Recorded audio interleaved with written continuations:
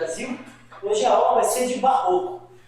Mas o barroco, ele tem um contexto enorme antes da gente entrar propriamente nessa estética. O barroco, então, é a arte da contra-reforma.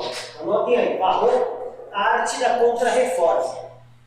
Só que eu preciso primeiro entender o que é reforma, para eu entender o que é a contra-reforma e que impacto essa contra-reforma teve sobre as artes, propriamente aqui, sobre a literatura. Então, barroco, arte da contra-reforma. A reforma protestante e a contra-reforma são fenômenos europeus que vão impactar aqui no Brasil, porque o Brasil, a partir de 1500, já existe. Então, que tipo de Brasil é esse? Que tipo de influência o Brasil vai receber? Como que ele era de 1500 a 1600? E a partir de 1600, sim, o barroco aqui instalado. Então, primeiro a gente precisa compreender esse fenômeno que, historicamente, é colocado como um dos mais importantes. A reforma e a sua reação violenta à contra-reforma redesenharam o painel ideológico da sociedade. A gente teve durante toda a Idade Média, a gente viu do 5 ao 15, uma hegemonia da Igreja de Roma, da Igreja Católica Apostólica Romana. Ela tinha, então, o predomínio, a hegemonia sobre a interpretação das Escrituras. Então, a autoridade dela, por ter sido fundada diretamente por Pedro, espalhada, disseminada pelo Paulo. Então, esse crescimento, a gente viu que dava uma autenticidade para a Igreja de Roma. Ela era a representante genuína do que foi professado por Cristo. A gente viu que ao longo desses quase 1500 anos, a gente já está no século XV para o XVI, a Igreja tomou caminhos muito diversos, a Igreja de Roma. E, embora as Escrituras não tenham se transformado totalmente, a interpretação que a Igreja de Roma deu às Escrituras, essa sim foi devastadora. O desvio que a instituição Igreja promoveu em relação aos ensinamentos de Cristo foram assustadores. Então, o primeiro aspecto é o seguinte: reformistas da Igreja, não foi só o Lutero, o Calvino, como vocês vão estudar em história. Já desde o século XIII e muito antes, uma série de pensadores, uma série de membros da Igreja já discutiam, debatiam, se opunham, propunham, inclusive, transformações na Igreja. Essas transformações nunca foram bem acolhidas por uma Igreja que a gente viu se aliou à nobreza, desde as invasões árabes, num casamento muito bom para as duas partes. A Igreja cresceu vertiginosamente, economicamente. Ela cresceu em exército, ela cresceu em bens, ela tem 1/3 das terras da Europa nesse período. Ela se tornou feudo. Quer dizer, o apoio que ela deu aos nobres, apoio ideológico, e não só ideológico, exército cruzado para afastar os árabes, grande ameaça para aqueles feudos isolados, que não tinham exército suficiente para enfrentar os árabes unidos, não tinham. Esse casamento foi muito benéfico para a economia feudal e para a Igreja, se você pensar que o crescimento da Igreja fosse algo positivo, crescimento no sentido patrimonial, no sentido físico, material, ótimo. Mas creio que não era esse o objetivo do Cristo, que professava vestido com a roupa mais simples, numa montanha ou num barco, nunca quis um templo. A única aparição que ele tem no templo é para chutar os caras que vendem coisas dentro do templo. Esse ainda menino, ele já briga com Caifás, ele não tem uma boa relação com a instituição. Transformar a religião, que é um pensamento íntimo, numa instituição. O Cristo não curte isso. O Cristo é perseguido e morto pelos líderes, pelo Caifás, que é o líder da instituição judaica. Bem, a Igreja é fundada pelos apóstolos, vai se disseminando, pega esse bonde do medo das invasões países árabes que crescem, como a gente viu, absurdamente. O patrimônio da igreja, o poder, a influência social, o casamento com a nobreza se torna uma ligação íntima, poderosa das duas partes. Tanto que a igreja vai tentar ajudar, agora que começa a surgir o capitalismo comercial, as rotas com o Oriente, a expansão marítima trazendo produtos de fora, gerando burgueses riquíssimos, gerando comerciantes riquíssimos, que não gostam da nobreza, porque a nobreza usa desse título hereditário de relações caducas, relações mofadas. Esse tempo já acabou, mas eles ainda têm estruturas de poder, então eles ainda atacam esses burgueses que se incomodam demais. Os grandes burgueses já têm grana suficiente para pagar exército, então eles são menos incomodados, mas eles nunca são legitimamente aceitos como sangue azul, não, jamais.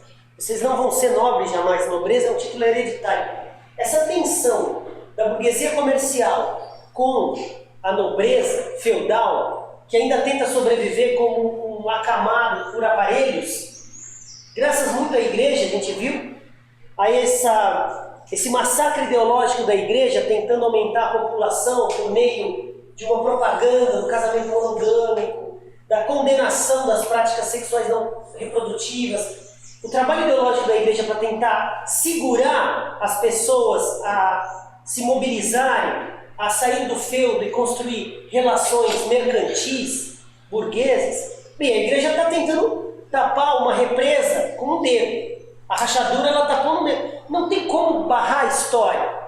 A história é uma avalanche e a igreja está lá com o poder dela tentando segurar para preservar a estrutura feudal. Que beneficia quem? Os nobres e a ela, por consequência. Porque os padres usam batina, mas eles são nobres. Não trabalham, vivem dos bens que eles possuem. Essa burguesia comercial é uma tensão. Quando começa a expansão marítima, como a gente viu no Camões, o Camões ele escreve sobre essa conquista do Vasco da Gama ir para as Índias. Quer dizer, foi o pontapé inicial de uma série de incursões de navegantes europeus. Vamos ser mais precisos, portugueses e espanhóis. Eles foram mais rápidos. Conseguiram reunir condições financeiras, montar suas frotas e mandar antes. Quem saiu antes conseguiu conquistar antes territórios. Esses territórios tinham ou mão de obra, ou matéria-prima, ou, você quer saber o que era importante? Ouro e prata. Porque como a gente está no capitalismo comercial, preste atenção agora. O metalismo ele vai se tornar a moeda. Quem tem ouro e prata consegue fazer acordos melhores. Como que você vai negociar sem só na palavra? Isso já foi. Isso aí já estava nesse período ultrapassado. Eu quero garantias. Eu quero depósito em ouro. Com isso eu posso confiar em acordos que agora começam a ser de uma ponta a outra do mundo. Fala. Mas nessa época ele tinha, quando começou a questão da moeda? Não entendi. Nessa época, esse negócio de troca, foi a época que começaram com o negócio da moeda? A moeda é uma criação desde a antiguidade, mas é que nem a escrita. Usar aquilo como uma ferramenta permanente de comunicação, no caso da escrita, ou de relação comercial, como vai ser a partir de agora o ouro e a prata, tudo depende da época. Mas da época não, do modo de produção. Enquanto a relação é feudal, você trabalha para mim de graça nas minhas terras. O que produz é meu. Eu não quero exportar, eu quero consumir, depois eu pego de novo de vocês. Não há comércio, não há necessidade da moeda. Porque eu não estou negociando com o outro e eu preciso de um depósito confiável. Durante todo esse período da Idade Média não houve comércio. Não comércio como vai ter agora, não como houve na época de Roma. A Idade Média é uma época sem uma atividade econômica pulsante, sem troca comercial. Então, a moeda passou quase 1000 anos sem essa necessidade, porque as relações eram de um poder inquestionável. Você trabalha para mim, eu não preciso nem te remunerar. É a partir do momento em que começa aquela crise feudal que eu comentei para vocês, da grande fome, peste, reduzindo a população. E aí sim, saem os vassalos, saem os camponeses dos feudos, não querem mais trabalhar nesse tipo de relação quase de submissão. Agora sim, eles querem uma remuneração. Querem viver na minha. Então começa, só que esse ouro vai sumir.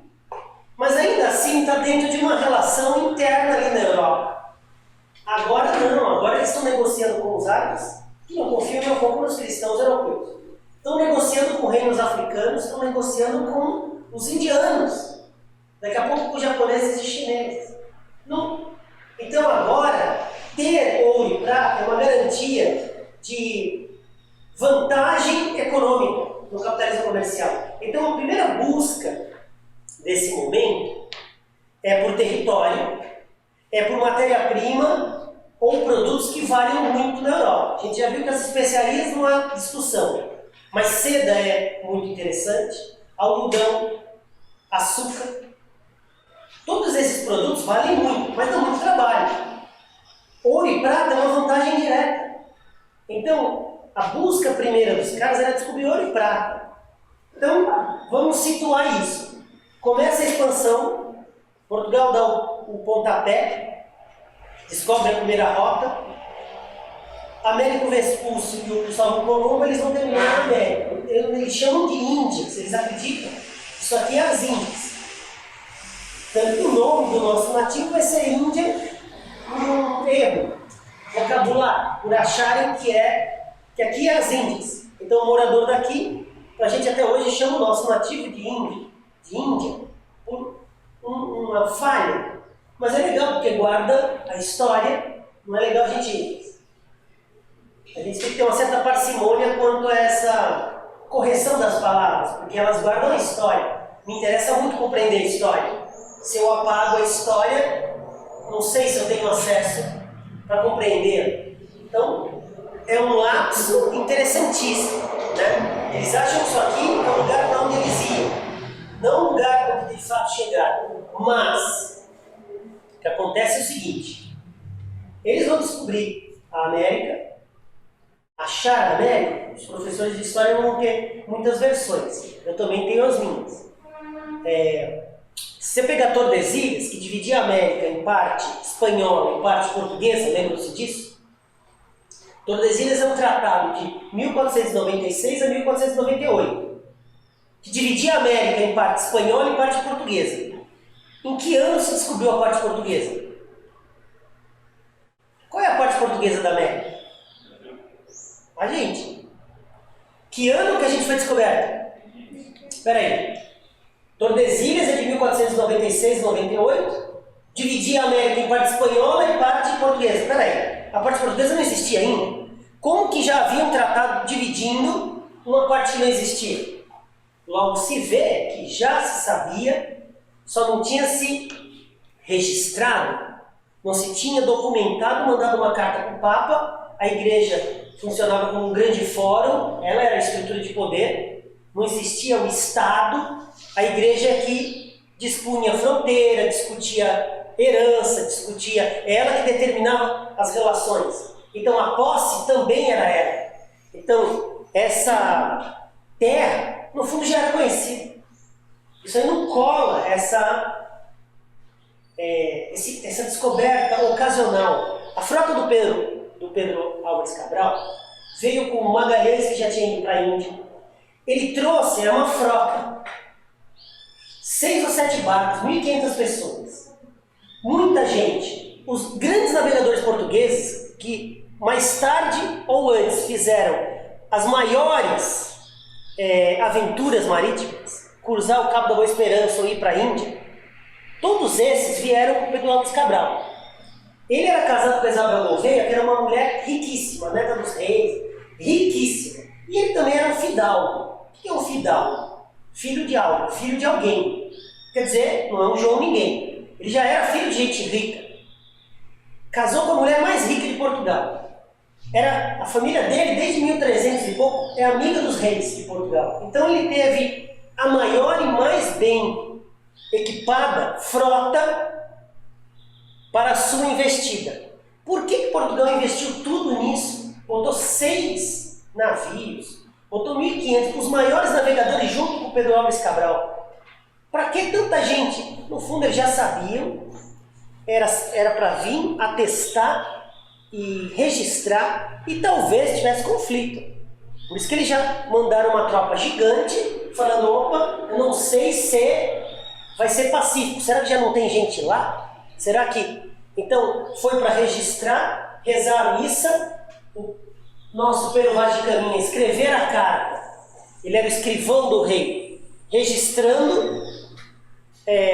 Mas qual é a preocupação deles? Fica patente na carta. Galera, então vamos lá.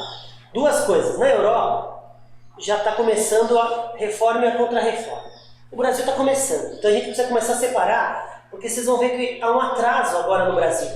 As coisas na Europa vão acontecer com 50, 60 anos. Aqui vai sempre se mesclar a vinda do novo que eu digo o que está acontecendo na Europa, com o que está acontecendo aqui, que sempre tem uma cara mofada. Mesmo o Brasil começando, ele já parece medieval. Vocês vão ver daqui a pouco, as nossas relações já nascem medievais quando a Europa já está abandonando o medievo. Então o Brasil é uma contradição desde o início. Ele é sempre uma mescla de relações novas com relações antigas, simultaneamente. É um paradoxo. Bem, então vamos separar, porque este momento agora a gente precisa entender que na Europa uma série de críticas ao papel da igreja estão rolando, particularmente no norte da Europa. Isso é importante para vocês. A reforma vai ocorrer na Inglaterra, nos Países Baixos, na Alemanha. Esses países do norte da Europa são os países que saíram atrasados para as colônias. Então eles não tiveram de cara colônias. Para um capitalismo comercial isso não tem vantagem. Você tem mão de obra escrava, você tem matéria-prima gratuita, porque os caras vieram pegar a força, e ouro e prata roubados dos povos daqui. Então é uma vantagem. Esses povos do norte não reuniram condições para sair. O Papa já atestou que essa América inteira é de Portugal e Espanha. A África, praticamente portuguesa. O contato com Índia, Japão, português. Você tem pedaços da China que falam português até hoje. As relações, então, já estão muito definidas. O que sobra para esse norte da Europa? Eles não têm uma vantagem, eles estão numa desvantagem brutal. E qual é o maior empecilho para que eles desrespeitem essa propriedade de Portugal e Espanha? Uma instituição poderosa na Europa que é a igreja. Os reinos de Portugal e Espanha são católicos, vivem, olha, comungam com a igreja.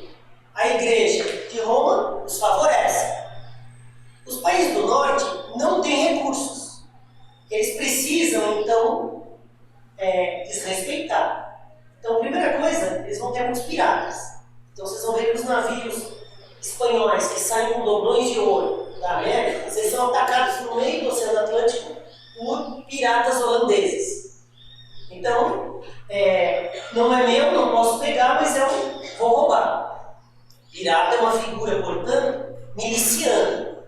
Não oficialmente, mas era patrocinado pelos governos dos Países Baixos. Fingiam que não, que eram criminosos, mas era um acordo.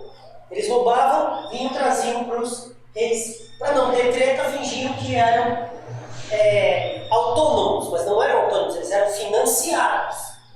Era acordo. Se for pego, é você. Não me envolva, beleza.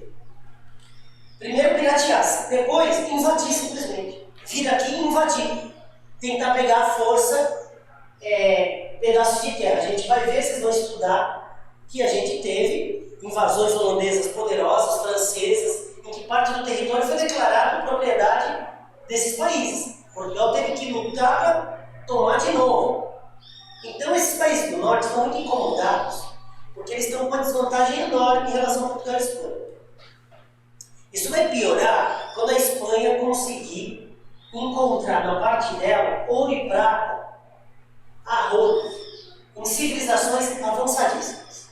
Isso é outra coisa que é uma pena que o nosso estudo seja eurocêntrico e a gente não tem a oportunidade de estudar os incas, os maias, os astecas. A gente estuda todos os povos da Europa, não estuda os nossos povos daqui, que foram exterminados pelos espanhóis. Então, agora, a partir de 1500, você já tem a prensa, você já tem a invenção que nos possibilitou ter um livro. Em vez de ter papiros imensos, isso aqui é uma invenção que também é da época e que muda a configuração. Você tem relatos muito bons, portanto, dessa época e desse episódio da conquista, pilhagem, colônia. Ah, meu Deus, as palavras a gente sabe que não são inofensivas. A gente tem que escolher bem a palavra. O que esses caras vieram fazer aqui não foi tratado comercial nem contato com o Novo Mundo. Eles vieram destruir. Dois relatos da época são muito legais para vocês conhecerem. A LM Pocket custa R$10. Como é propriedade já tem 500 anos, então eles conseguem imprimir sem ter direito autoral mais. Então é fácil para eles produzirem e sai barato. Dois relatos vocês precisam conhecer. Um deles é o Frei Bartolomé de Las Casas. Esse esteve lá na época dos espanhóis destruindo e fez relatos sobre o que ele estava vendo, desse massacre, esse genocídio. E o Hernán Cortés, nas 5 cartas que ele escreve aos reis espanhóis, aí já é o relato do insano, é o relato do colonizador, é o relato, dizer, a visão, se vocês cruzarem o Bartolomeu, que está defendendo os índios, por ser um cristão e achar que os índios são inocentes e que eles não podem, isso não tem cabimento que os espanhóis estão fazendo, a violência, e o Hernán Cortés, você vai ficar chocado, porque são visões absurdas. Na mesma época, pessoas formadas com a mesma idade, na mesma língua, mas pensam absurdamente diferente sobre as coisas. Mas são relatos interessantes porque eles são testemunhais.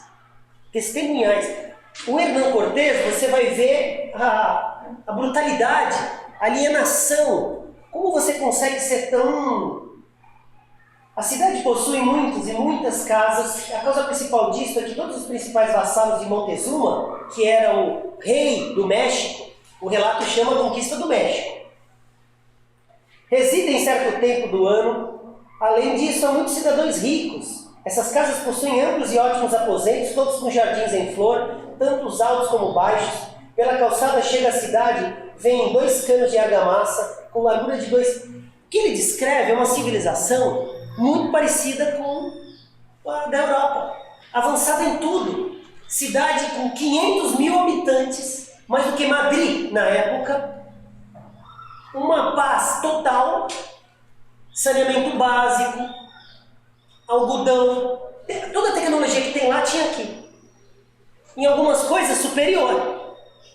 Toda essa tecnologia superior, o Hernán Cortés olha, ele não enxerga a possibilidade de troca do conhecimento matemático que os caras tinham. Eles usavam a enchente dos rios para irrigar. Eles tinham tecnologias absurdas. A matemática dos caras já tinha o conceito do zero, logaritmo. Os caras tinham cálculo de ciclo lunar, que até hoje os caras se matam para conseguir. Ele só olha e fala, meu Deus, quanto ouro. E para eles o ouro era ridículo. Isso o próprio Bartolomeu fala. Para eles não tinha o valor que para o europeu, como moeda, eles só veem a moeda. Eles veem o ouro, a prata, as pedras como coisas energéticas, como religiosidade. Então, eles não tinham. É absurdo. O Hernán Cortés, o relato dele é de um fanático, de um cara que não enxerga o que está na frente dele, só vê ouro. A Tecnocletã tinha 500 mil, ele matou os 500 mil. Dá uma olhada nisso. Nesse reino, uma província da Nova Espanha, certo espanhol ia certa vez, aqui é o Bartolomeu, Frei, com seus cães à caça. Não encontrando o que caçar, percebendo que os cães tinham fome, agarrou uma criancinha e arrancou os braços da mãe.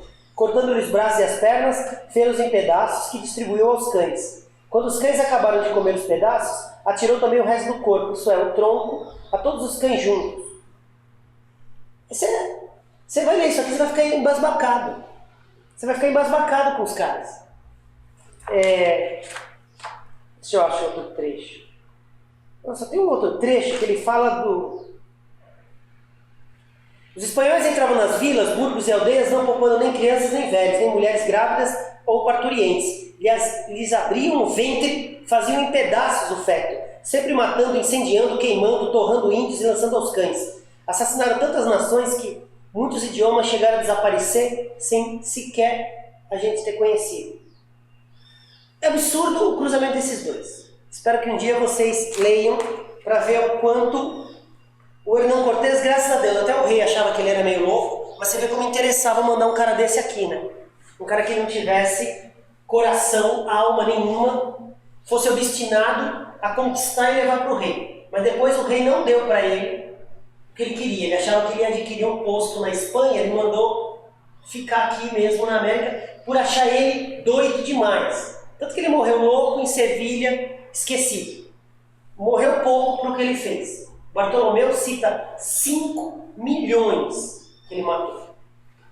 Você tem ideia disso? Quando eles fazem o cerco final, eles faziam o que os portugueses também faziam, de fazer acordo com tribos rivais, que jamais teriam condições de dominar, mas com o auxílio dos canhões, das armas espanholas, eles conseguiam. Veja que eles usam esses caras também como bucha de canhão, tipo número para morrer. E eles ficam só na boa.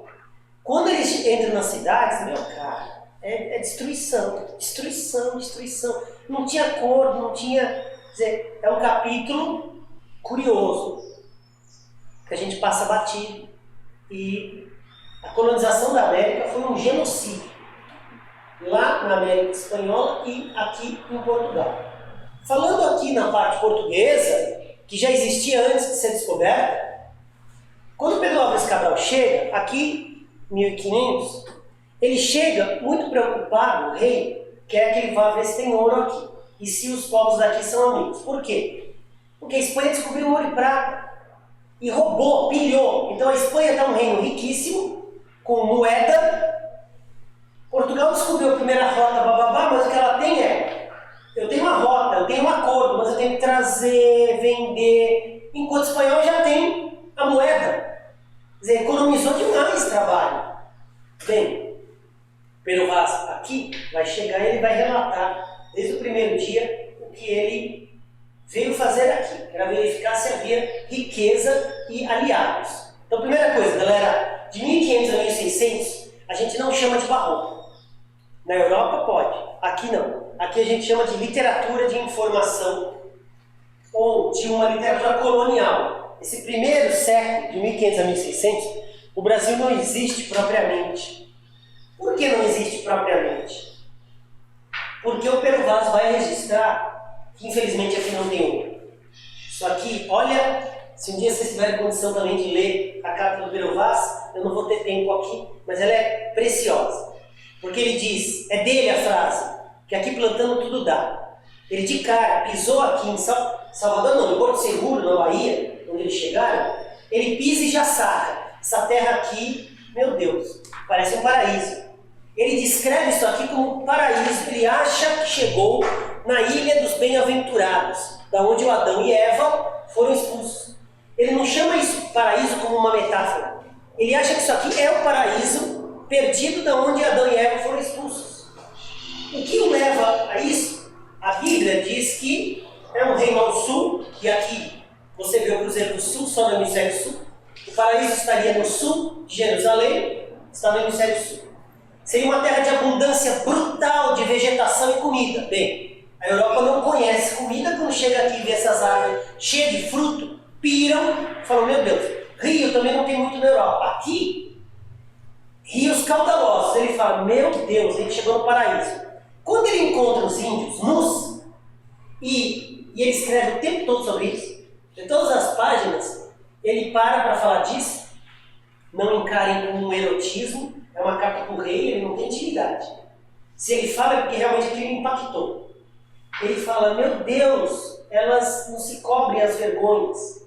Ele é tão puritano que ele não usa nenhum termo para vergonhas. É aquilo lá, vergonha. Ele não pronuncia. Fala, elas não cobrem, elas deitam de perna aberta. E os homens passam naturalmente. ele acha que é uma inocência como a do Adão e Eva, antes do pecado. Que aqui é o paraíso, ele não tem dúvida, eles querem na carta para o rei. Eu encontrei o paraíso. Vamos embora porque o paraíso não tem ouro. Dá para acreditar nisso? Os caras chegam no paraíso, mas o paraíso não tem ouro e prata, não me interessa, vou embora. Abandonam o Brasil 30 anos oficialmente. O Brasil fica abandonado 30 anos. É nisso que os holandeses falam, vocês não querem, eu acho que eu vou encontrar alguma coisa, vem para cá. Por medo de perder, e vai que mais tarde se encontra, os caras resolvem vir para cá e expulsar e brigar e tentar uma colonização. Essa colonização é muito importante, porque o primeiro momento da nossa colônia, isso é marcante, hein? Faz diferença um filho desejado e um filho indesejado? Sim ou não? Faz diferença você desejar um filho, ter um filho? Bem, o Brasil é um filho indesejado. Os caras vieram aqui, não tem ouro e prata, largou no orfanato. Aí o holandês ia adotar, falou, não, tá bom, eu pego. Mas assim, pegou com mau gosto. E por isso massacra até hoje os nativos daqui, os pobres daqui. Eles vieram para cá, não tem ouro e prata. O que a gente vai fazer? Vamos ter que ver algum bem que valha muito na Europa. Então eles resolvem trazer a cana-de-açúcar para cá. Muda da Arábia, que exaure o solo, é algo danoso para solo cana-de-açúcar, porque rouba o nitrogênio todo do solo. Mas os caras aqui tem terra para caramba. Então, traz para cá, vamos refinar o açúcar e vender. Açúcar é quase ouro. Vai dar um puta trabalho, porque você tem que vir, plantar, esperar, colher, refinar e mandar. Mas quando vale ouro. Bem, eles vão fazer isso com desgosto. Vão trazer também gado, com a estratégia de tem muito campo. A gente larga as nações de gado, comem tudo aqui, depois saem, vem para cá, que cresce, volta. Tem muita terra. Então, boi e cana-de-açúcar é esse primeiro momento da colônia brasileira. A economia está centrada nisso aí. Por acaso, até hoje, o Brasil é isso. Bem-vindos ao Brasil colonial. Ou é cana, agora para etanol, não mais para açúcar, ou é boi. É a maior bancada do Congresso, você já sabe. E esse primeiro momento da colônia é Salvador. Então, cana-de-açúcar, você tem que lembrar. O Brasil começa a sua economia centrada na cana-de-açúcar e a capital é Salvador.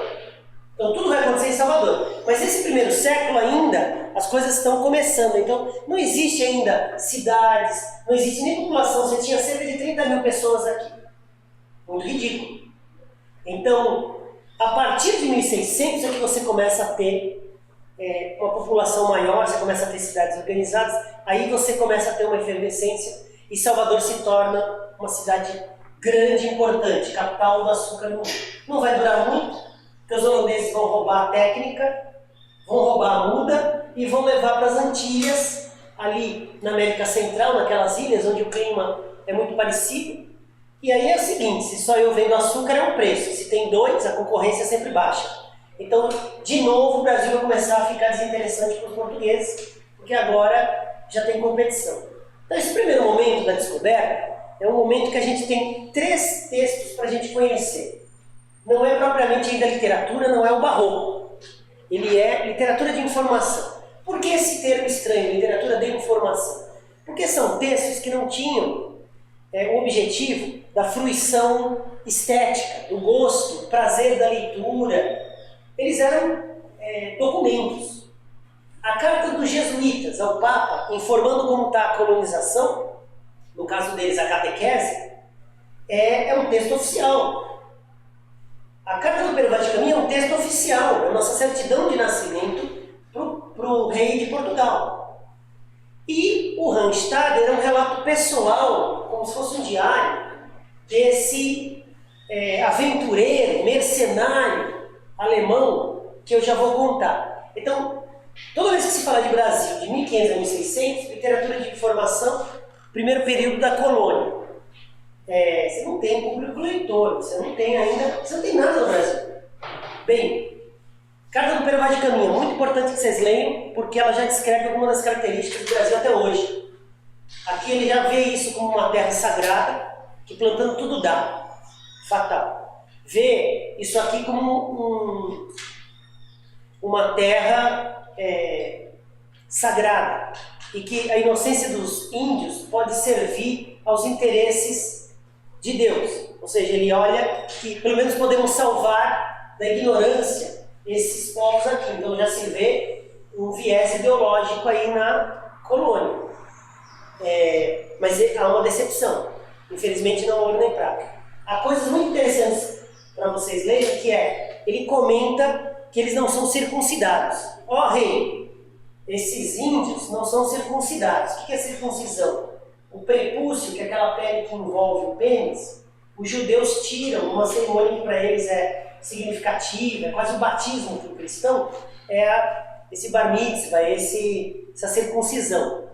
Como se fosse uma operação de fimose, mais tarde. Mas para eles tem um cunho sagrado importante, todos os judeus têm. Eles chegam aqui e ele fala, rei, eles não são judeus, ou seja, eles não são inimigos. Lembrem que o antissemitismo era brutal, todos os povos da Europa expulsam os judeus, Portugal tinha expulsado os judeus ou aceitam na condição de eles se tornarem cristãos novos. Ou seja, você é judeu ou você cai fora, ou eu mato, ou você se converte a cristianismo. Muitos se converteram. E aí trocaram seus nomes, de nomes judaicos, para nomes de árvores. Como eu, Pereira, Nogueira, todos esses nomes de árvores são ancestrais judeus expulsos de Portugal e que vieram para a colônia. Tentar ver se aqui uma nova vida era possível. Mas a igreja veio também, então não adiantou. E a coisa vai piorar lá e aí a gente vai ver. De qualquer forma, então, esse primeiro momento, a gente tem a Carta Pero-Vaticana indicando essa preocupação deles serem inimigos ou não. O que ele estava dizendo? São árabes ou são judeus? Nenhum nem outro rei. Não sei o que eles são, não entendo o que eles estão falando, mas pelo que parece, eles não têm ouro e prata. Vamos embora. Segundo texto importante é o Randstaden. Durante muito tempo, mas muito mesmo, 200, 300 anos, houve um mistério que favoreceu muito a Europa a nos tornar bárbaros. Pintar os nativos daqui como seres ignorantes. O que você já vê no Bartolomeu de Casas que não é. Você já vê nos relatos e nos antropólogos mais tarde que as civilizações daqui eram civilizações avançadíssimas. Bem, mas eles pintavam o nativo daqui como um ser bárbaro. E uma das formas de ilustrar isso era um fenômeno chamado de antropofagia. Alguns índios comiam seus adversários nas guerras, seus prisioneiros, em ritual, mas comiam. É incrível como um cara como Hernán Cortés, que estupra, abre barriga de mulher grávida, arranca o neném, dá para os cachorros, mata 5 milhões de pessoas, num espaço que invejaria o Hitler, ele diz, como é bárbaro. Esse pessoal da América come gente. Quer dizer que eu posso estuprar, crucificar, enforcar, torturar, mas comer gente eu não como, então eu sou civilizado. Olha o grau da alienação desses caras. Mas isso era um mistério. Que o Randstaden, que é um mercenário alemão, veio fazer umas missões na América do Sul, uma vez no Paraguai, uma vez no norte do Brasil, e outra vez que ele estava indo para o Paraguai, para Assunção, ele naufragou em Ubatuba. Muita gente naufragava em Ubatuba. E aí ele sai nadando e é capturado por uns índios antropófagos. E aí ele é preso junto com os colegas e ele sobrevive e ele relata os dias que ele passou lá e tudo. Graças a esse relato, foi possível se compreender, e ele só sobreviveu porque ele entendeu que aquilo não era uma violência. Os índios não comiam como punição. A mentalidade europeia, que sempre usou a violência como castigo, olha para aquilo e pensa, eles devem ser iguais a gente em algum ponto. Então isso deve ser um castigo, mas não é. Para os índios, a antropofagia era um ritual de assimilação da alma da pessoa, das características da pessoa. E ele percebe que toda vez que ele vai ser levado para ser comido, os amigos brigam, não quero ir, e aí os caras ficam mais excitados. E E aí é que eles comem o cara, arrancam os pedaços, distribuem os pedaços com uma certa lógica. O Randstaden passa mal, vomita, e aí os caras deixam ele lá. Então ele vai sacando, falando, ué, eu acho que tem alguma coisa a ver com isso. E aí ele sempre finge que está passando mal, os caras não comem. E ele sabe que assim, os grandes guerreiros querem o braço do cara que vai ser comido. As mulheres disputam o pênis. Dão o cérebro e a língua para os curumins. Então não é uma... Ele começa a perceber e fala, isso é um castigo, isso não é para maltratar. Tem uma lógica. Essa lógica é porque os índios acreditavam assimilar as virtudes da pessoa. Então se eu comer um grande arqueiro, eu me torno um grande arqueiro. Um grande guerreiro, eu me torno um grande guerreiro. Se eu comer alguém doente, eu fico doente. Se eu comer uma pessoa covarde, eu fico covarde. As mulheres acreditavam aumentar a fertilidade. Por isso que elas comiam o pênis do prisioneiro. As crianças comiam a língua, isso é genial. Para aprender a falar, elas comiam a língua. Então, tinha uma lógica que ele sacou, e isso foi o início para se compreender que essas nações nativas daqui eram muito complexas, não tinham nada de primitivo. Elas tinham a sua lógica, a sua civilização, seu funcionamento, que mais tarde os antropólogos vieram a perceber isso. Mas o Randstaden, que não tem esse objetivo, ele só estava relatando, só sobreviveu porque ele sacou o funcionamento e foi manipulando, demorou 6 meses até um dia que ele é resgatado por franceses. Mas é muito interessante esse relato do Randstaden. Os índios não sabem mentir, então ele perguntava, quando vocês vão me comer? Daqui a 9 luas. Aí eles se prepararam. Os índios, ele percebeu que os índios não mentiam nunca. Que isso é uma coisa muito da civilização que a gente está. Né? É muito legal. Esses relatos, saindo da Idade Média, do Bartolomeu, Hernán Cortés, o que a gente vai estudar daqui a pouco, parecem textos tão antigos e a gente precisa ler. É um show, abre sua cabeça monstruosamente. Primeiro, você vai ver o quão perto a gente está deste período ainda. A gente avançou, mas você tira o capacete de astronauta, é um macaco. Entendeu? Ainda estamos lá. Não avançamos nada. Bem, 3 textos. O Randstaden, relato desse mercenário. Carta dos jesuítas informando como está a catequese. E a carta do Pero Vaz de Caminha. De 1500 a 1600 é isso que vocês têm que anotar. Literatura de informação. Né? Bem, a partir de 1600 a gente já tem um Brasil com um projeto colonial. Qual era o projeto de Portugal? Explorar isso aqui ao máximo. Explorar para levar para lá algum bem que vale a pena atravessar o oceano para vir para cá. Então há um desgosto na colonização. Então isso aqui não nasce com prazer. Isso não é uma civilização, uma colônia como a Austrália foi, como os Estados Unidos, em que foi de povoamento, assim que o professor de história vai chamar. Uma colônia de povoamento. Aqui foi uma colônia de exploração, de genocídio. O problema é o seguinte, assim que resolvem, vamos nos dedicar à Ilha da Vera Cruz, Ilha da Santa Cruz, o Pero Vaz de Caminha usa no começo e no fim da carta esses 2 nomes. Será um lapso dele? Ou já será um aspecto literário? Ele primeiro chama de Ilha da Vera Cruz, depois da Santa Cruz, porque ele já rezou uma missa. Então agora a gente é da Santa Cruz. Enigma, né? Mas, de qualquer forma, ele usa esses 2 nomes. São os 2 primeiros nomes do Brasil. Ilha. Por que ilha? Porque ele acha que isso aqui é a ilha dos bem-aventurados. Isso aqui é o paraíso. Né? Bem, depois, o comércio do pau-brasil, ele não era intenso assim.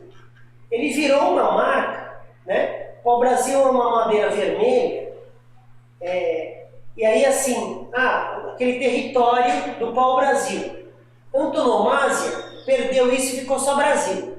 Né? Quando você substitui uma expressão patronímica, uma expressão de região por um nome, terminou ficando Brasil. Né? Que é uma alusão a essa madeira vermelha. Gostaram disso? Uma madeira vermelha.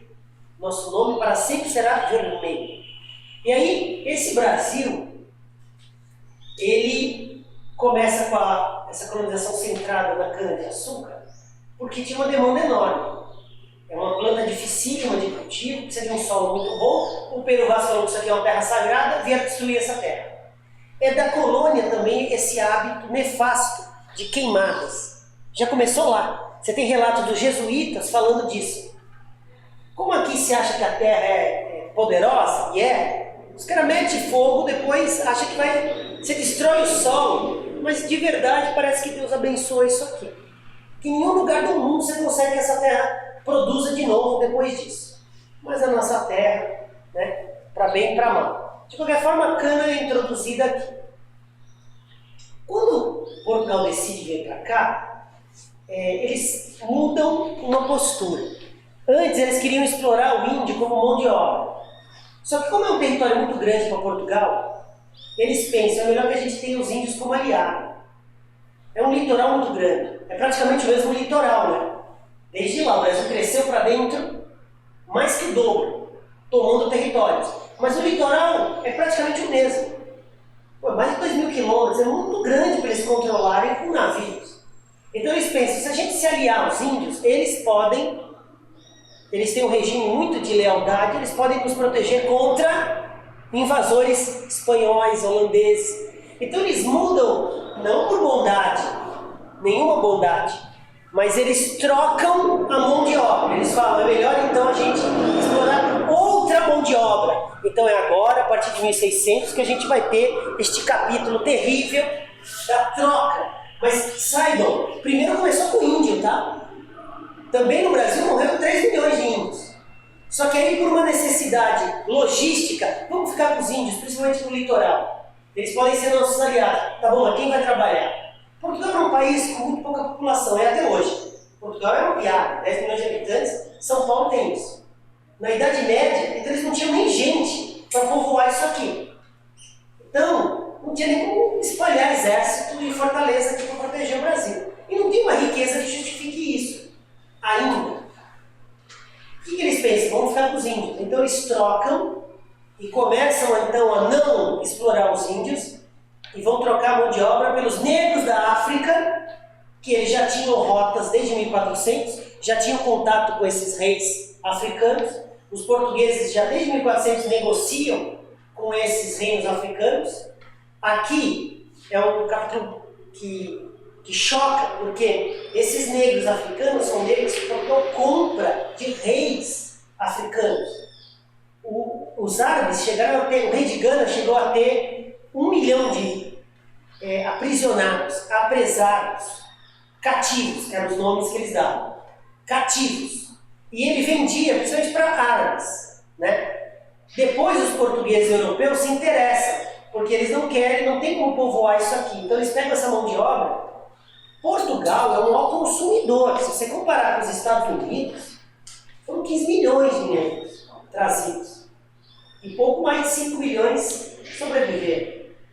Era um massacre, no sentido de os caras eram tão ignorantes que eles traziam um navio com 500 para 300 morrer no caminho. Por um desprezo tão absoluto. A oferta era tão grande de escravo lá que os caras não tinham cuidado de falar, não, deixa o cara bem, não. Deixa aqui. Veja como o Brasil já nasce com um signo muito negativo, em todos os sentidos. O desprezo à figura humana e do trabalhador, que nesse caso é o negro africano, e, meu cara, está enraizado na gente. De qualquer forma eles vão trocar os índios pelos negros agora, para começar a vir. Não vai ser explosão, tá? Não vai ser explosão. A explosão vai ser daqui a um século, quando descobrirem ouro e prata finalmente em Minas Gerais. E aí a nossa população vai centuplicar. É uma coisa extraordinária que o ouro e prata vai fazer. E aí é desgraça para os negros, porque é aí que surge o maior fluxo de escravos do mundo no Brasil. O mundo já começava a combater a escravidão, o Brasil descobriu ouro e prata, ignorou, trouxe 5 milhões de uma vez para cá, em um século. Então, capítulo que a gente vai ver com calma, mas agora está começando. Ainda não é um fluxo grande. E ainda é uma tensão. Você tem os oficiais de Portugal que respeitam certas normas, tanto da igreja como do Papa. E você tem os bandeirantes, que são milicianos, que são comerciantes que vêm para cá para enriquecer, mas não vieram enviados pelo Papa, muito menos pelo rei. Não respeitam nem o rei, não respeitam o papa. Portanto, eles chegam aqui e quem que eles vão explorar? Quem aparecer pela frente? Os índios, os nossos bandeirantes, são Hernán Cortés, se você quer saber. Domingos Jorge Velho. Todas essas estradas aqui, tudo homenagem aos bandeirantes. Os caras são genocidas absurdos. Dizimaram 3 milhões no Brasil. Saíam estuprando todo mundo, espalhando todo mundo. Olha o tamanho do Brasil. Vocês viram o tamanho do Brasil? Pega a Tordesilhas. Sabe por que o Brasil duplicou? Por causa dos bandeirantes. Que saíram pelos rios atrás, estuprando e espalhando a população, graças aos bandeirantes o Brasil dobrou o tamanho. Isso é positivo ou negativo? Qual o custo disso? Todas essas nações mortas, toda essa violência absurda. Os bandeirantes, que a gente aqui neste estado homenageia. O Palácio do Governador chama Bandeirantes, a rodovia chama Bandeirantes. Você tem o Borba Gato na Zona Sul com uma estátua ridícula, enorme. Eles são homenageados por quê? Eles são pior que o Hernán Cortés. Pega os relatos da época, pega as cartas dos jesuítas, vocês vão ficar besta. Vocês são monstros, monstros. Esse Domingos Jorge Velho, investiguem Domingos Jorge Velho. Foi o cara contratado para matar o zumbi. Exatamente porque a fama dele aqui era o Satanás. Matava uma mulher grávida. Precisamos de um cara assim, contrata o cara. O Satanás em pessoa. Bem, eles não trabalhavam para ninguém. Então vocês vão ver que a corte vai querer controle sobre a escravização dos índios, vai querer proibir, os jesuítas vão proteger os índios, mas isso não vai ser possível porque esse miliciano não respeita. E como que o rei vai conseguir controlar caras que montam suas tropas, entram nos rios na época? São milicianos. É bem difícil. Até que horas é a aula? Só para eu me situar? 13h20, né? Bem, então presta atenção. Primeiro momento da colônia, a gente já viu. Agora está começando um ciclo econômico da cana que vai tornar Salvador o centro. É aqui então que começa a haver um fluxo de portugueses para cá. Você já tem Salvador, que é uma cidade desenvolvida. Você já tem São Vicente. Você já tem cidades. Você já pode chamar de cidade. Já não é mais uma vila. Já não é mais. Já tem uma estrutura. Então agora você já tem o que você pode chamar de escola, e tudo isso veio graças aos jesuítas. Então anotem este ponto aí. É capítulo fundamental na origem do Brasil, o papel da Companhia de Jesus. A Companhia de Jesus era uma ordem da igreja, assim como tem os franciscanos, os dominicanos. Você tinha uma ordem, um grupo, que se chamava, fundado pelo Inácio de Loyola, que chama Companhia de Jesus. Galera, a Companhia de Jesus era a elite intelectual da igreja. A igreja, por sua vez, era a elite intelectual da Europa.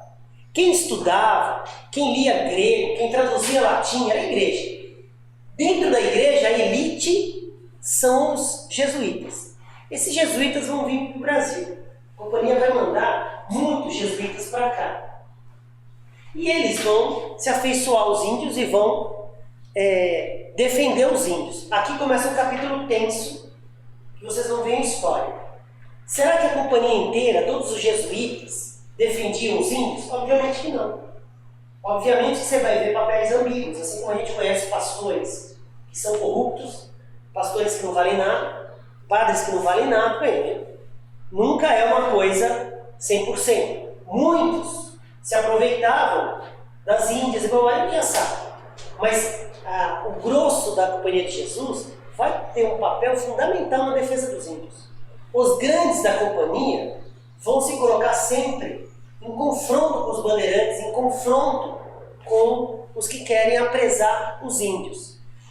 Não sei se isso é inteiramente positivo, uma coisa para vocês refletirem, porque eles acreditam que você não pode explorar a mão de obra deles, para com isso. Mas eles merecem receber a palavra de Deus. E aí eles iniciam uma catequese. Quer dizer, a troca dos valores dos índios por um valor que não é o deles. É uma aculturação. Então não é inteiramente positivo, porque eu não estou respeitando os índios. Eles tinham um respeito em relação ao corpo dos índios, em relação ao trabalho escravo, não tenha dúvida. Mas eles têm esse ponto de ainda considerar que eles são inocentes. Eles precisam receber a mensagem de Deus. Mas essa catequese não é uma catequese no sentido brutal. Os grandes da Companhia de Jesus não fazem isso. gostam mesmo dos índios. Então, o Bispo Sardinha, o José de Anchieta, os fundadores de São Paulo, que é uma vila de jesuíta, né? No Colégio São Bento, aquilo era uma vila de jesuítas. Então, eles têm um sentimento sincero em relação a isso. Eles acreditam que eles têm que levar a palavra de Deus. E vão sempre se chocar contra os bandeirantes, que não respeitam ninguém, muito menos quem não está armado. Então, vai ser sempre uma luta.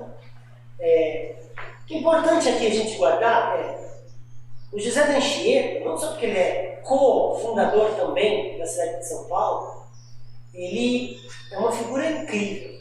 O José de Anchieta, ele vai para Ubatuba e ele passa lá 6 meses com os caras e ele escreve a gramática do Tupi.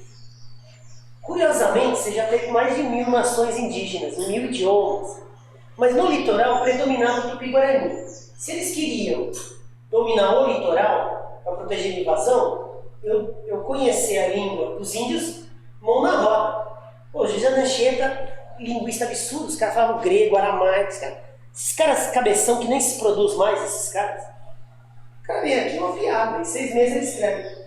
Quando eu fiz na USP Letras, eu tive Tupi 1 e 2. Eu estudei com gramática do José de Anchieta.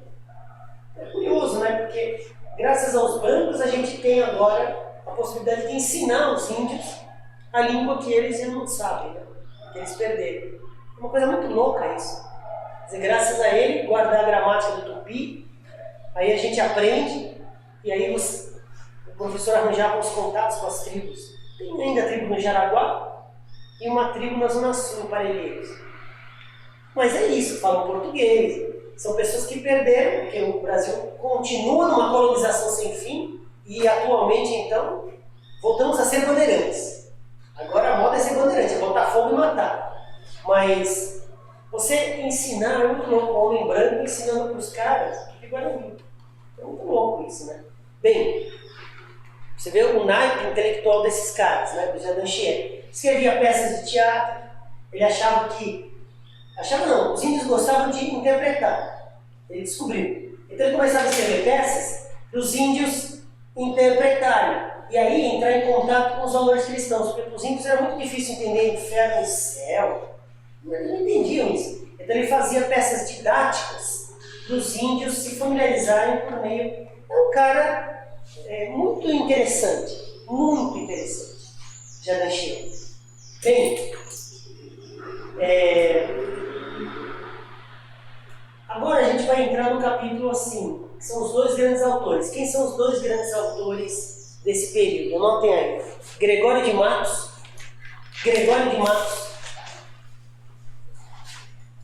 e o Padre Antônio Vieira. Eu só vou dar uma palhinha, porque a próxima aula eu vou me aprofundar nisso. Qual é o outro professor? Gregório de Matos e Padre Antônio Vieira. O jesuíta. Padre Antônio Vieira. Essas 2 figuras eu vou me concentrar na próxima aula nelas. A Unicamp pede o sermão do Vieira. Ele só escreveu sermões, cartas. O que cai em vestibular são os sermões, que é um show. E a gente precisa entender a lógica do sermão, a estrutura, na próxima aula. O Gregório de Matos, também chamado Boca do Inferno, é uma figura erudita, engraçadíssima, profaníssima, perseguido pela Inquisição. Aliás, os 2 foram perseguidos pela Inquisição. Críticos absurdamente da coroa, da igreja. São caras sensacionais. Caras de presença frequente nas provas.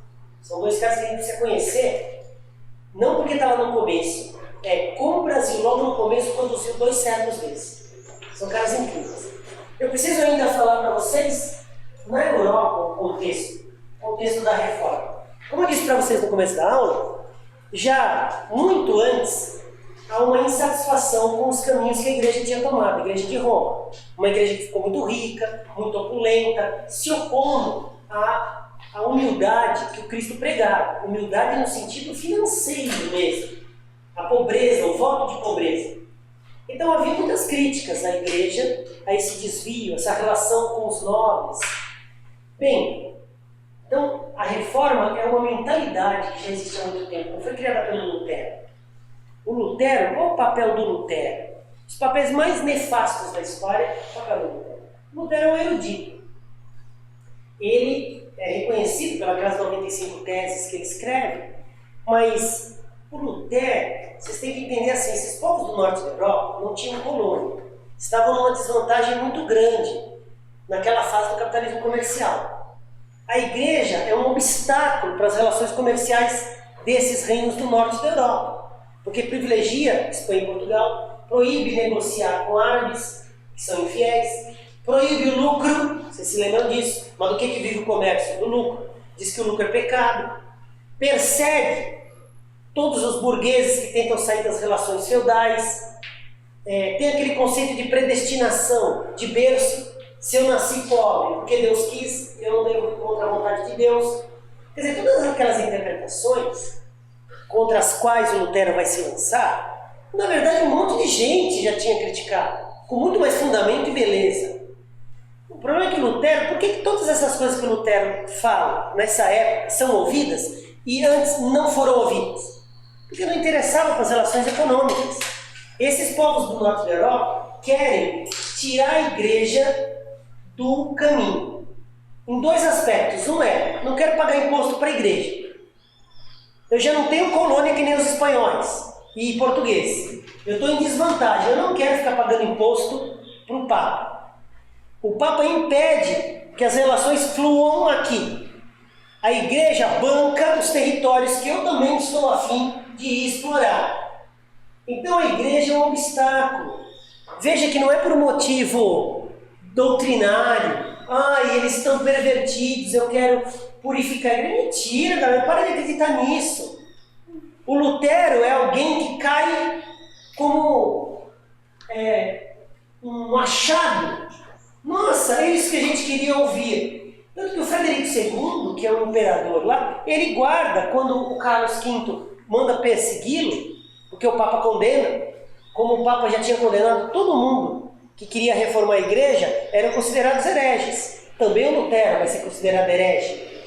E por que ele rasga na praça o mandado de prisão? Porque ele está protegido. E por que ele está protegido? Porque esses reis alemães do Sacro Império Alemão, eles querem outro tipo de relação, não querem a igreja de Roma. Mesma coisa na Inglaterra. Coincidentemente, são povos que saíram atrasados para as colônias, entendeu? Eles estão com desvantagem, então eles precisam acelerar o capitalismo. Eles precisam, e essa aceleração precisa de uma ideologia diferente, que mobilize as pessoas a trabalhar num outro regime. Já que o regime é assalariado, eu preciso de alguma outra mobilização para esses caras. A doutrina do Lutero vai dizer que o lucro é legítimo, contrariando a Igreja Católica que diz que aquilo é usura, que aquilo é ganância. Vai dizer que a prosperidade é sinal da bênção de Deus. Vocês estão progredindo? Então é porque Deus está te abençoando. Como que eu sei que Deus está me vendo? Que Deus está me abençoando? Como que eu sei que eu estou agindo certo? Que eu sou um bom homem? Que você está ficando rico. Mas eu estou ficando rico estuprando meninas. Não importa, elas não têm a palavra de Deus, elas não foram batizadas nas águas da minha igreja. Então elas não são gente. Então eu estou prosperando, que bom. Veja que se eu estava criticando a ideologia da igreja por ser nefasta, o que vem no lugar não muda nada, só que ela beneficia os nobres do norte da Europa, que querem uma população mobilizada para o trabalho. Então, a prosperidade faz com que os burgueses tenham um motor. É bom, quanto mais eu trabalhar, mais eu prosperar, significa que Deus está me abençoando. Isso é como se fosse um óleo para a máquina. A predestinação. Ele vai dizer, não, ninguém sabe a mente de Deus. Eu não posso saber quando eu nasci. Eu só vou saber no fim. Se eu prosperei, é porque Deus me abençoou. Então ele muda. A predestinação, eu não sei no berço o que Deus quer para mim. Esse ponto tem lógica. Deus seria muito simples se eu soubesse. Ele inverte. Trabalho duro. E por que o trabalho vira a ideologia protestante? O trabalho vem de uma palavra chamada tripalho, que era uma ferramenta de tortura. Nos escravos desde a antiguidade, uma madeira que se prendia no pescoço. o trabalho não tem nada de positivo. Os povos antigos detestavam o trabalho, os gregos detestavam o trabalho. Homem livre é homem que não trabalha, quem trabalha já é escravo. Por que ele inverte, transforma o trabalho numa coisa positiva? Exatamente para fazer vocês trabalharem, né? A mãe de vocês não fala, olha, esse é um moço trabalhador, filha. Que boa escolha você fez. Grande, trabalhador. Trabalhador, é um escravo. Aí a mulher fala, é um bonito escravo. Assim. É um escravo. Você vê como virou uma coisa positiva? Ah, mas ele é muito trabalhador. Grande, é um escravo, é isso que você quer dizer? Trabalhador. Isso é poderoso, porque isso não se impregnou. Mas ele vai buscar na igreja, na Bíblia, a justificativa. O trabalho, ele é uma condenação de Deus ao Adão. A Eva, por ter pecado, vai parir com dor. Vocês já leram isso?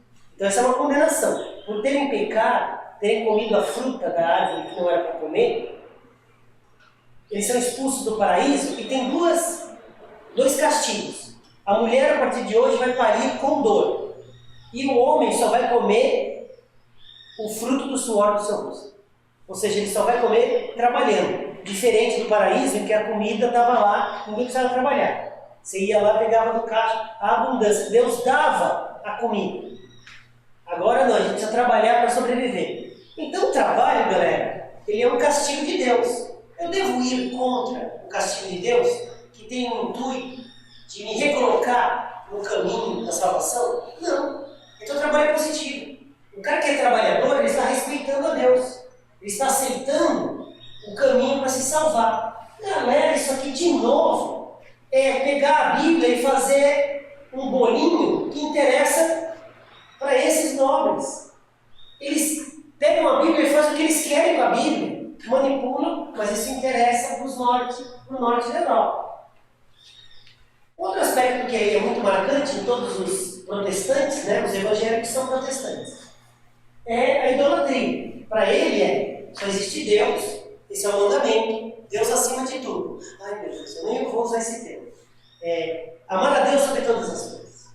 E você ter santinho, crucifixo, eles consideram idolatria. Mas eles não consideram que o apego que a gente tem ao dinheiro é idolatria. Deixa pra lá isso. Esse apego que a gente tem à nota, à moeda, não é idolatria. Tá bom. A figura que está na moeda é uma imagem. O evangélico deixa, ele não olha para a nota, ele guarda a nota na cueca, aliás. Bem, a idolatria é um pecado. De qualquer forma, vocês vão ver que essa é uma diferença até hoje. A diferença de uma igreja católica com um templo evangélico é nítida. Você não vê foto, a não ser do dono da igreja, você não vê foto de santos. Isso tudo para eles é considerado pecado, idolatria. Só existe um cara, que é ele lá, Deus. O resto, eu não sigo. Então essa é uma diferença brutal, que vai fazer com que você perceba quem é um e outro. E a salvação individual. Aqui é uma coisa importante, hein, galera? Porque é uma grande sacada. Como eles precisam desenvolver, então, uma outra direção, o capitalismo deles, e é o capitalismo que vai mandar no mundo depois, é o capitalismo do norte da Europa. São os países que vão mandar no mundo. Ele pensa o seguinte, só existe um caminho para diminuir o poder dos padres. O Lutero tem a ideia de, vamos fazer propaganda de que a salvação se dá pela leitura da Bíblia, leitura individual da Bíblia, e não aquilo que o padre está me dizendo. Quer dizer que eu tiro o crédito da autoridade e transformo assim, cada um pode ler e entender. O que ele faz?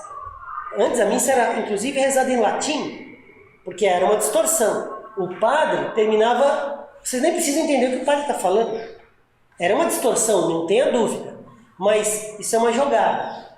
A Alemanha já vai entrar no século XVII, todo mundo alfabetizado. Porque para ler a Bíblia, eu preciso ser alfabetizado. Ele mobiliza a população. É uma região, o norte da Europa, que você já vai ter índice de alfabetização 100% no século XVII e XVIII. O Brasil até hoje tem 20% de analfabetos. E isso vai se tornar um capitalismo industrial, veja como tudo uma coisa encaixa na outra. Uma vantagem enorme. Você precisa de um pouco de grau de instrução para o trabalho industrial. A gente não ia ter nunca isso. O sul da Europa não ia ter. E aí vocês vão ver que o sul do mundo é pobre, o sul da Europa é mais pobre do que o norte. Quem manda no mundo são os protestantes. O norte da Europa. Começa aqui essa ideologia que vai favorecer o capitalismo. Tem um pensador chamado Max Weber, vocês vão ouvir falar, que diz que a ética protestante foi o motor do capitalismo. Essa ética do trabalho, de só pensar em acumular o capital, de acreditar que prosperando eu estou indo para o céu, mobilizou os caras a trabalhar e não ter desvio, e só... O problema é que é um cristianismo excludente. Vocês vão ver que as colônias, mais tarde, inglesas, francesas, holandesas, os caras, dizimavam, porque tipo, não é gente, eu não quero nem converter. As colônias protestantes não tinham conversão. Se os cristãos portugueses acreditavam que ainda eu podia levar a mensagem, então eu ficava com os índios, blá blá blá, não, os protestantes não é gente. Não é gente. A África do Sul é um emblema disso. Não é gente, eu não quero saber, eu só quero explorar e acabou. Então, estamos no início do mundo que a gente conhece. Aqui a gente está na infância deste mundo que a gente conhece, né? Bem, a reforma ela vai conseguir que o norte da Europa proteste a autoridade do Papa de Roma. E eles fundam igrejas diferentes. Luterana, depois calvinista, e o ramo não parou mais. Quantos tipos de igreja evangélica existem? Assembleia de Deus, e não parou mais. Tem mais de 20 mil no mundo. Com esse golpe aqui, cada um faz sua leitura, pronto. A Bíblia agora é o que o cara quer. E ele faz a tradução que ele quiser, desrespeitando a origem do aramaico, do grego antigo, do latim, do inglês, pronto.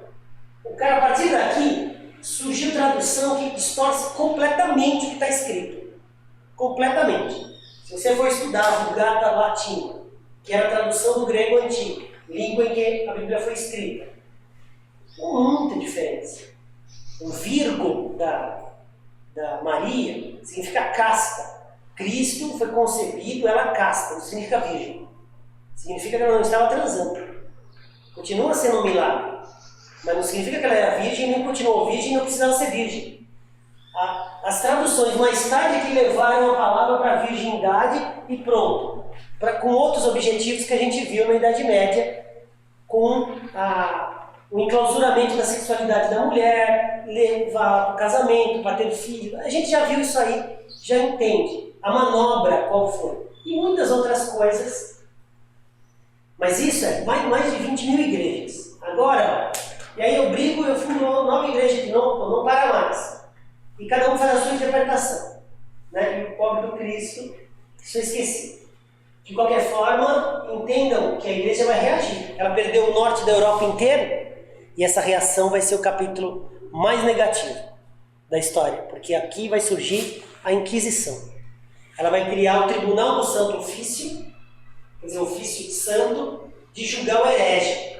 O herege que já foi o árabe, que já foi a mulher libertina que não quer casar, que já foi o sodomita, o homossexual da Idade Média, e esse herege já foi um monte de tipo. Agora ele vai ser o protestante. O protestante perigoso, ele nega a autoridade papal. Bem, faz o que quiser com o poder. Só que agora o capítulo vai ficar feio. Porque agora vão surgir os dominicanos, que é uma ordem, e eles são os responsáveis pelo Santo Ofício, e os caras são, fanáticos. E aí vai se espalhar um terror. Agora sim, essa é uma obra já de 1535, o Malus Maleficarum, que é importante porque a gente tem o hábito de falar: a igreja queimou bruxa na Idade Média. Não foi na Idade Média. A Idade Média acaba em 1500. A partir de 1501 já é a Idade Moderna. É na Idade Moderna que surge esse livro chamado Malus Maleficarum, o Martelo das Feiticeiras, que é uma coletânea de episódios em que se percebeu a prática da bruxaria, do satanismo e as consequências, e eles relatam, guardam, quase como se fosse uma pesquisa científica, para sondar que características uma bruxa tem, quais são suas técnicas, como que eu identifico o que é uma bruxa. Isso aqui se torna um best-seller da época. Acho que foram 50 mil livros da época vendidos. E a igreja transforma isso aqui no manual para a identificação das bruxas. E aí é maravilhoso isso aqui. Eu não vou deixar isso na mão de vocês. aprendi com os dominicanos, mas eu posso ler alguns trechinhos. Deixa eu ler um trechinho. Remédios prescritos para aqueles que estão enfeitiçados com a limitação de sua capacidade reprodutora. Apesar de muito mais mulheres do que homens serem bruxas, conforme demonstramos na primeira parte do trabalho, veja que é sério, né? Você vê que a linguagem é séria. Eles pegaram os episódios, não é uma coisa ficção. Eles foram chamados não sei aonde. Olha, tá tendo uma bruxa aqui que fez um encanto. Mas os encantos são muito engraçados, galera. Tem encanto para você desaparecer, fazer chuva de granizo, para você sumir com o bilau do carro. É muito engraçado. E é aqui que surge isso de foi encontrado gato preto lá. É daqui que vem. Mas vocês entendem que isso aqui era um livro sério, manual da igreja? Você lê hoje isso e acha engraçado, mas isso era sério. E aí o que eles fazem? Eles espalham o terror. Então, uma mulher que é solteira, que não quer ter filhos, e que é comerciante rica, não é mais senhora feudal, ela é uma ameaça econômica. Qual é a desculpa da igreja? Eu acho que você é bruxa. Baseado no Malus Maleficarum, você é solteira, bruxa é sempre solteira. Ela não é sagrada, não quer ter filhos. Tem gato preto em casa? Tem gato. O que mais? E tem poções mágicas. E ele encontra fácil o que ele quer, baseado aqui. É tudo documentado. É tudo processo. Foram 40 mil execuções. Essas execuções eram queimadas em público. Alguns casos em água, na Suécia, jogado em água de 0 grau. Mas em geral eram queimados, porque a chama purificaria a pessoa. Olha agora, e a mulher queimada, a bruxa, se ela não morresse, porque Deus a perdoou. Que mulher que escapou dessa chama? Nenhuma, porque Deus a perdoou. É curioso, né? 40 mil. Mas veja que isso aí era muito mais para causar o medo. O medo é que produziu, então, a obediência do pessoal não querer ser protestante, evitar conflitos com a igreja. Se usava isso como um bode expiatório. Era sempre um espetáculo no meio da cidade, fogueira, aquilo é um espetáculo, entendeu? Para causar um impacto. E as pessoas terem medo. Falar, eu sou solteira, estou muito vulnerável. Aí ela tende a casar e ter filhos, porque ela ficava fora do enquadre, do estereótipo. Não é assim até hoje? A polícia para baseado no estereótipo as pessoas na rua. O estereótipo é a base de tudo. Aqui, a bruxa também. Esses cabelos penteados de vocês. Isso aí é bruxa. Eles já iam olhar para vocês. Vocês são casados? É bruxa. Vocês usam chás, ervas em casa. Tem gato? Quem tem gato aqui? Ih! Vocês já seriam queimados. Entendeu? E as outras não iam comprar gato nenhum. Quem iam ver vocês queimadas, elas já iam falar, ai meu Deus. E iam casar, iam esconder se tivessem outras opções sexuais. O medo, ele é um mecanismo que a Inquisição inventou e que todas as ditaduras até hoje empregam como meio de dominação. Quem forneceu essa tecnologia de controle social? A Inquisição, que a gente vai ver com detalhes na próxima aula. Já deu? Já deu? 2 minutos? Que a gente vai ver na próxima aula. Mas na próxima aula vai ser bonito, porque a gente vai ver, talvez para mim, o maior da língua portuguesa, que é o Padre Antônio Vieira. Não é nem o Chico Buarque, nem o Machado de Assis, é o Padre Antônio Vieira. A gente vai ver os sermões dele. Sermão, professor? Você tá maluco? Vocês vão ver que maravilha explicado que é um sermão.